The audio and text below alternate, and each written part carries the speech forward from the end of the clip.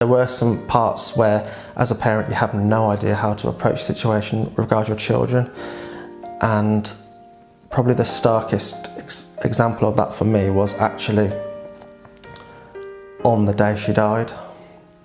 She died at 4 o'clock in the afternoon in my arms, and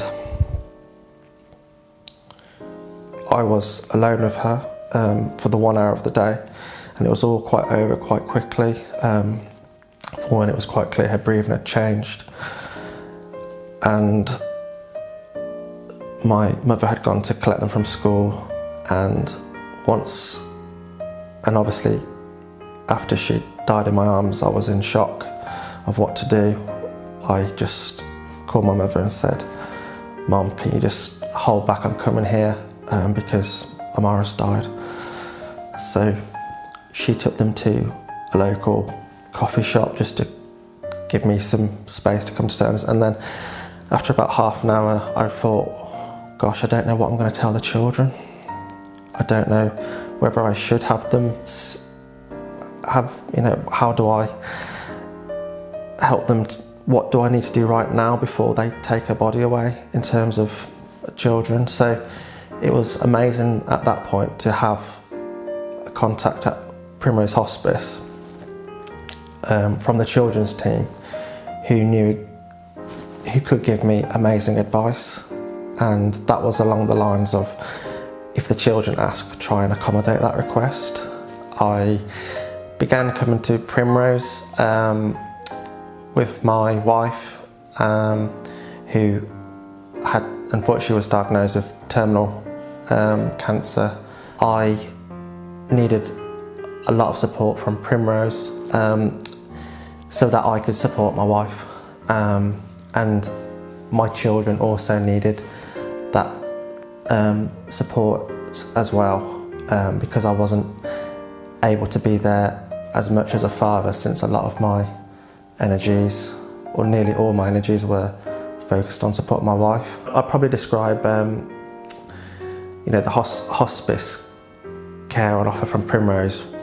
It's like, if you were to imagine like the terrain of care that a human being needs in this position, there's like peaks whereby, if it was just NHS care only, there's only certain areas, if you like, where the NHS can rise to meet that specific need. But that creates quite a bumpy road. So what hospice care does, it kind of like evens the road out and supports all these other areas. The best thing I ever did was take up the grief counselling services, because you will have that initial groundswell of support in the immediate aftermath, and that will carry up until the funeral, and even maybe a month or so after. But the reality is everyone does have their own lives to go back to, yet you're still within the grip of grief, and you will need someone to continue to share that grief with on a fairly regular basis, who's able to help you process that grief. And that was massively important for me.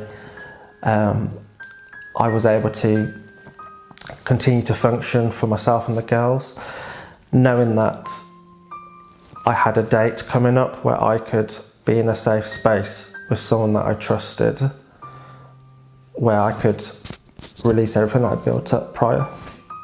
One thing that needs to be appreciated about hospices is actually the culture within these hospices are about brightness, friendliness, love and warmth and compassion, and that's the kind of energy that you kind of will feel when you enter these hospices, because that's the energy that they want the patients to feel. Do take part and do volunteer, do get involved with any of the fundraising activities they're trying to do, because there's so many families out there like ours that really needed those services at a critical time in what's a really challenging journey. So